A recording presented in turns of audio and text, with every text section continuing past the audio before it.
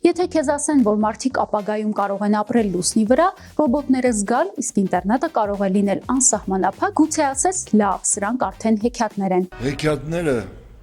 կողքի բաժնում են։ Բայց խնդրում ենք շուտ մի բորբոքվիր։ Խնդիրն այն է, որ սրանք արդեն փաստեր են եւ ոչ թե օդում պտտվող շշուկներ կամ բամբասանքներ։ Բարի գալուստ ամպեր, որտեղ ամեն ինչ քննարկում ենք փաստերով եւ ոչ թե երևակայությամբ, բայց չմոռանանք, որ հենց երևակայության շնորհիվ այսօր իրականություն են դարձել այնպիսի երևույթներ, որոնք նախկինում թվում էին հեքիաթներ։ Blue Origin-ը ստեղծել է Air Pioneer համակարգը, որը աշխատում է 1600 աստիճան Ցելսիուս ջերմաստիճանում, որտեղ լուսնի հողը հալեցվում է եւ ենթարկվում է էլեկտրոլիզի։ Արդյունքում թթվածինը առանձնանում է գազի տեսքով, իսկ մետաղները մնում են առանձին։ Սա կարող է ապահովել շնչելու թթվածին, հրթիռային վառելիք, շինարարական նյութեր։ Միաժամանակ ՆԱՍԱ-ն ծրագրում է մարդուղարկել լուսին մինչև 2028 թվականը, որը մոտ 2 տարի շուտ է Չինաստանի ծրագրերից։ Արդեն իրականացվել է Արտեմիս երկրորդի առաքելությունը 4 տիեզերագնացներով։ Նշվում է նաև, որ ԱՄՆ վերանայել է իր ծրագրերը լուսնի ուղեծրում կայան կառուցելու փոխարեն կենտրոնանալով լուսնի մակերևույթին բազա ստեղծելու վրա։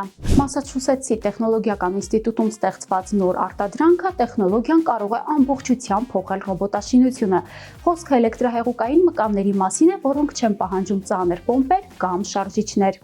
Այս տեխնոլոգիայի շնորհիվ հնարավոր է ստեղծել ավելի բնական շարժումներ ունեցող ռոբոտներ, ինչպես նաև կենսաբանական պրոթեզներ եւ էկզոսկելետներ։ Գաղտնիքը մանր ներկառուցված պոմպերի մեջ է, մոտավորապես ատամ մաքրիչի չափի։ Դրանք հեղուկը տեղափոխում են հենց մանրաթելերի ներսում էլեկտրականության միջոցով եւ առանց շարժվող մասերի։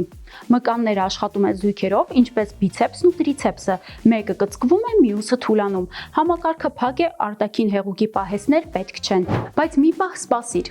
Մկաններն ունենք, բաց գալը կհարցնեք դուք։ Չինաստանում այս հարցն են լուծել։ Չինական JQ Industries ընկերությունը ռոբոտների համար ստեղծել է էլեկտրոնային մաշկ։ Ինչ ունենք մենք։ Ստացվում է, որ ռոբոտները կարող են շարժվել ոչ միայն մարդու պես, այլև զգալ աշխարհը։ Իսկ սա արդեն ուրիշ մակարդակ է։ Սա ճկուն նյութ է ներկառուցված սենսորային մանրաթելերով, որը իրական ժամանակում չափում է ճնշումը, հպումը, դեֆորմացիան եւ նույնիսկ ամենափոքր փոփոխությունները։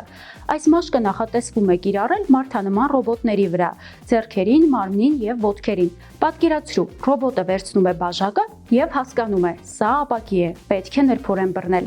Այս նյութը ոչ միայն խելացի է, այլ նաեւ շատ դիմացկուն։ Կարող է ծալվել, հարված ստանալ ու շարունակել աշխատել։ SpaceX-ը դեռևս մասնավոր է, բայց այն պատրաստվում է իր առաջին հանրային առաջարկին, ինչը նշանակում է, որ ներդրողներն ապագայում հնարավորություն կունենան գնելու SpaceX-ի բաժնետոմս։ 2025 թվականին ընկերության վնասները կազմել են մոտ $5 միլիարդ, իսկ եկամուտը 18.5 միլիարդ $։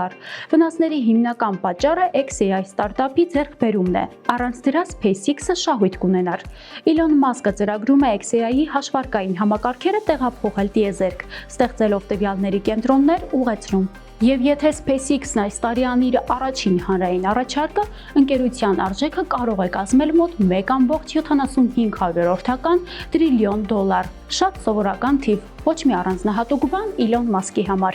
Իսկ հիմա մի փոքր տխուր լուրերից։ OpenAI-ը փակել է Sora-ն։ Այո, հենց այն AI-ը, որը տեքստերից ստանում է ռեալիստիկ վիդեոներ։ Թվում էր, թե սա է ապագան, այնպես չէ, բայց պարզվեց, որ այս ապագան բավականին թանկ հաճույք է։ Sora-ն շատ մեծ հաշվարկային ռեսուրսներ էր պահանջում, ու ընկերությունը որոշել է կենտրոնանալ ավելի կարևոր ուղղությունների վրա։ Այսինքն ավելի քիչ ժամանցային AI, ավելի շատ իրական խնդիրների լուծում։ Ընկերությունն այժմ կենտրոնանում է իրական աշխարհի մոդելավորման վրա, որը կարևոր է ռոբոտաշինության զարգացման համար։ Չեղարկվեց նաև Disney-ի հետ գործարքը, որը նախատեսում էր ներդրում եւ կերպարների լիցենզավորում։ Հարավ Կորեայում ներդրվել է նոր համակարգ, ըստ որի ինտերնետը հասանելի կլինի նույնիսկ այն դեպքում, եթե սպառել ես փաթեթը։ Օգտատերերը ավտոմատ կանցնեն պետական անսահմանափակ ռեժիմին, որը աշխատում է 400 կիլոբիտ վայրկյան արագությամբ, ինչը լիովին բավարար է մեսենջերների, չաթերի եւ այլնի համար։ Ինչ է ստացվում, որ Հարավ Կորեայի բնակիչներն այլևս չեն կարող ասել, որ ինտերնետ չունեն, դրա համար չպատասխանեցին։ Համակարգը հասանելի կլինի մոտ 7 միլիոն մարդու։